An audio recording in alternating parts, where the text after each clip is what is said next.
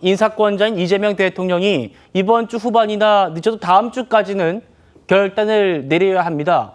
정치권에서는 이진수, 강선우 둘 다 낙마할 건지 아니면 한 명은 살릴 건지 이거 지금 얘기를 하고 있는데 만약 둘 중 하나를 살린다면 강선우 후보자일 거다라는 분석이 나옵니다. 왜 그런지 만나보시죠. 2023년에 우리 이재명 대통령이 민주당 대표였던 시절 단식 투쟁 현장을 찾아서 후보자께서 우리 이재명 대통령 알뜰살뜰히 보살피는 사진입니다. 제가 이런저런 것을 볼 때 후보자가 여성 그리고 가족에 대한 전문 지식이나 경험을 통해서 해난 해결의 능력자로서 기대되어 임명되었기보다는 인사권자의 대통령의 신기 경호의 달인으로서 픽된 보온 인사 또는 측근 인사의 전형으로 밖에 볼 수 없다. 어떻게 생각하십니까?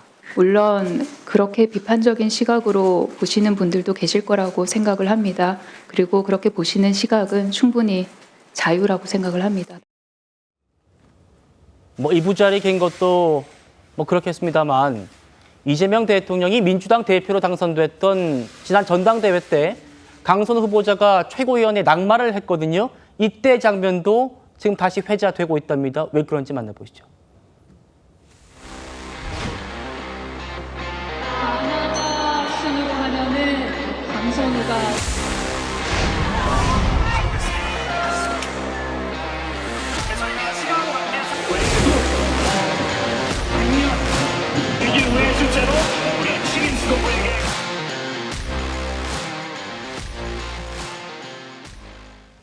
위원정 의원님, 네. 이재명 대통령이 강선우 후보자를 좀 안쓰럽게 생각한다는 얘기도 들리고요. 어떻게 보십니까? 그런데 우리가 가랑비에 옷 젖는다는 이야기 있죠. 지금 비가 내립니다만은 정권 초기에는 지지율도 높고 모든 걸 다 할 수 있을 것처럼 합니다만은 사실 우리가 윤석열 정부를 다시 돌이켜 보면 인사에 있어서 어떤 이 청문회 이 보고서 채택 없이 일방적으로 임명된 사례가 거의 많지 않습니까? 자, 그러다 보니 이게 점점 더 정권에 대한 신뢰도가 떨어지고 문제가 비롯된 겁니다. 즉, 내가 하는데 뭐 그래? 라고 이야기를 합니다. 근데 이재명 정부는요, 국민 주권 정부를 표방하고 있습니다. 자, 국민의 뜻을 듣겠다는 정부를 이야기하고 있어요. 예. 그러면 지금 좀 전에 우리가 쭉 이야기를 했지만 많은 사회단체, 또 정당들, 그다음에 관련자들이 반대를 하고 있습니다. 자, 그런 상황에서 대통령이 뭔 소리야? 내 지금 집권 초기인데 내가 할 대로 할 거야. 라고 한다면 할 수는 있겠죠. 누가 하겠습니까? 지금 민주당도 다 대통령 뜻을 하니까 다 통과될 수는 있을 겁니다. 그렇지만 이것이 점점 더 어떤 면에서 보면 정권이 신뢰를 잃어가는 저는 출발점이 될 수가 있다는 생각이 들어요. 예. 자, 국민들이 이거는 납득하지 못하면 그거 수용하는 건 나쁜 거 아닙니다.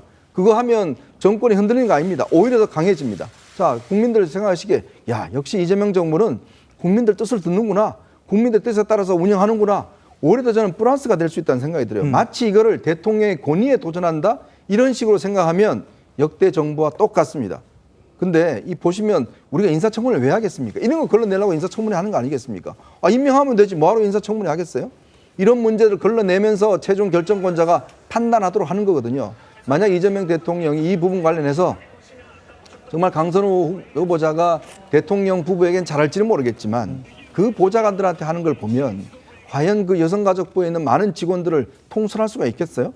자, 그런 걸 대통령이 판단하고 결단을 내리는 게 저는 리더십이라고 봅니다. 그게 결코 손상되는 게 아니라 오히려 더 저는 리더십이 강화될 것이다. 역시 대통령은 국민의 목소리를 듣고 있구나 라는 평가를 들 것 같습니다. 이게 여론이다. 이 여론을 대통령이 듣고 있을까? 이재명 대통령은 어떤 결단을 내릴까요? 두 사람 모두 안고 갈까요? 아니면 한 명만 안고 갈까요? 한 명만 안고 간다면 누구를 안고 갈까요? 고민이 많을 수밖에 없습니다. 야권을 넘어서 좀 범여권에서도 사퇴론까지 좀 제기가 되고 있는데요. 어떻게 판단하시고 낙마 사유가 된다고 보시는지. 대통령실은 인사청문회 과정을 지켜보고 판단하겠다라는 입장에서 달라진 부분은 없습니다.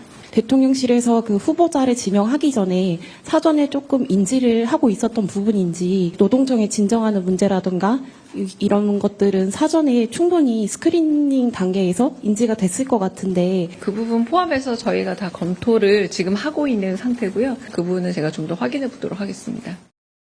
권익위 자료에 대해서는 확인을 해보니 행정적으로 종결이 된 사안이었다. 그런 이야기들 외에는 크게 더 이야기 나누는 것은 없고요. 네. 여러 의혹에 대해서도 해명이 된 것도 있고 네. 과장되거나 잘못된 의혹들도 충분히 해명이 되었다 이렇게 네. 생각을 합니다. 이진숙 후보자도 부족한 점은 진솔하게 사과하고 네. 또 소신 있게 충분히 소명을 해야 한다고 생각하고요. 예. 대통령실도 국민 눈높이에서 예의주시하고 있기 때문에 청문회가 끝나면 종합적으로 판단할 것으로 보입니다. 대통령실 고위 관계자 얘기입니다.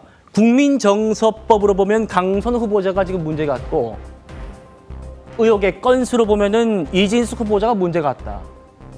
하며 무거운 마음으로 저희가 길게 보여드린 이 여론들 저희 방송도 마찬가지일 겁니다. 주시하고 있다. 현역 의원의 경우 강선우 후보자 얘기겠죠. 본인이 자진해서 사퇴하지 않으면은 대통령실이 지명 처리하기에는 부담스러운 면이 있다. 조경희 위원님, 좀 자진 사퇴해 주길 바라는 마음도 엿보이는 것 같고요. 어떻게 보십니까? 아직까지는 신중하게 접근하고 있는 것 같습니다. 근데 전체적으로 이진숙 후보자는 이제 오늘 인사청문회가 진행 중에 있으니까요. 한번 오늘 이후에 좀 여론을 더 살펴볼 것으로 보이고 강선우 후보자에 대해서는 청문회 이후에 여론이 좀 더 안 좋아지고 있는 것은 분명해 보입니다. 민주당 보좌진 협의회 회장단 입장도 오늘 나왔고요. 또 수행 보좌진 협의회 입장이 나왔는데 더 격한 표현들이 있습니다. 특히 당사자들이라고 할 수 있는 보좌진들의 입장이 뼈아픈 것이고요. 그리고 뭐 이 정부, 이재명 정부나 민주당의 우호적인 단체들에서도 반대 입장이 계속해서 나오고 있다면 대통령실에서는 심각하게 이 상황을 볼 수밖에 없을 겁니다. 예. 우상호 정무수석도 오늘 지금 이 여론의 상황, 특정 후보자들에 대해서 안 좋은 여론에 대해서 대통령께 계속 보고하고 있다는 입장을 오늘 밝힌 것으로 보면 아마 뭐 오늘 내일 뭐 당장 어떤 입장이 나오거나 지명 철회 뭐 이렇게 하기는 어렵겠지만 적어도 인사청문회가 종료되는 금요일 전후 시점을 기준으로 해서 대통령실이든 아니면 지금 뭐 얘기가 나오고 있는 후보자 본인이든 어떤 방식으로 할지 저희 입장 정리가 좀 되지 않을까 싶은데요. 지금 뭐 민감하게 여론을 보고 있는 것 같습니다. 알겠습니다. 지켜보도록 하죠.